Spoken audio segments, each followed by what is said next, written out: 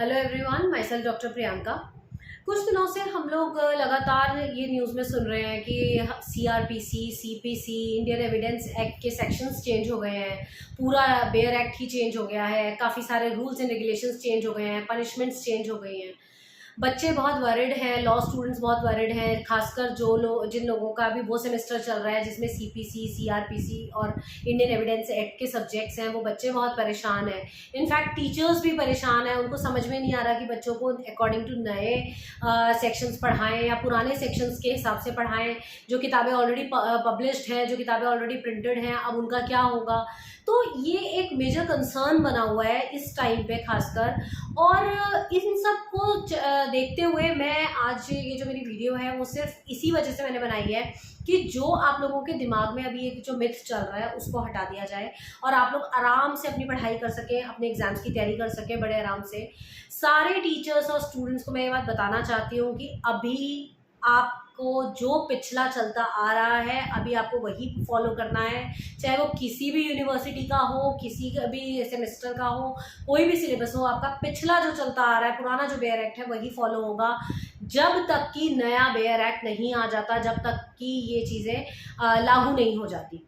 इसके पीछे रीज़न क्या है कि अभी ये जो चेंजेस आए हैं, जो हमारे सीआरपीसी में, सीपीसी में और इंडियन एविडेंस एक्ट में जो चेंजेस किए गए हैं, ये सिर्फ प्रपोजल है। अभी ये चीज़ें चेंज हुई नहीं है।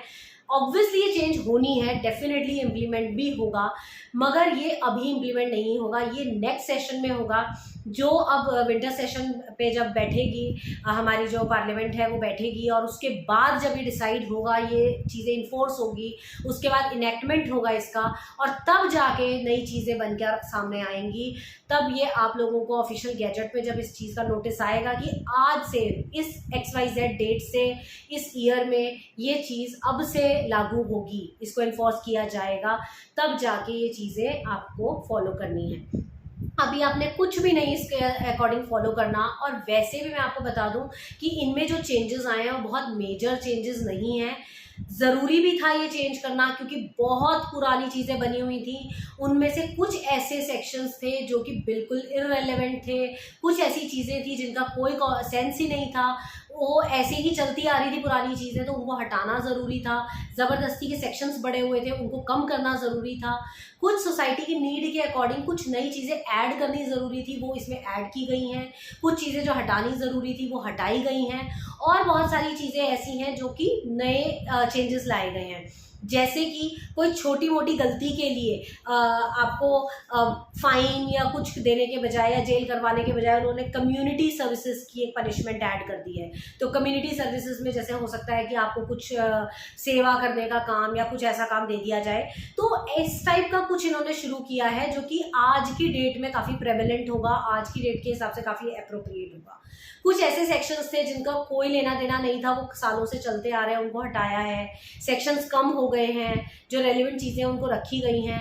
तो इसीलिए घबराने की कोई ज़रूरत नहीं है। अगर नया पढ़ना भी पड़ेगा अकॉर्डिंगली, जब तक आपकी लॉ पूरी हो जाएगी, अगर आपको नया पढ़ना भी पड़ेगा तो उसमें ऐसा कुछ नहीं है कि आपको सब कुछ नया पढ़ना है। सेक्शंस चेंज हो गए हैं, जैसे 302 मर्डर का था तो वो 99 में पहुंच गया है, तो 99 का सेक्शन कहीं और चला गया होगा। तो इस तरीके से कुछ चीज़ें चेंज हुई हैं। तो वैसे भी हमें सेक्शंस कभी याद नहीं रहते हैं, ये बहुत ही प्रैक्टिकल सी बात है कि 302 का हमें इसलिए याद है क्योंकि बहुत कॉमन है, हम सुनते हैं। अदरवाइज हम लोग अपने सेमेस्टर के एग्जाम देने के बाद हमें याद भी नहीं रहता कि कौन से सेक्शन में क्या पढ़ा था हमने। आज तक भी लॉयर्स और एडवोकेट्स भी इनको आज भी पढ़ते हैं, रिकॉल करते हैं विद टाइम, क्योंकि ये चीज़ें ऐसी नहीं है जो हमेशा याद रहे।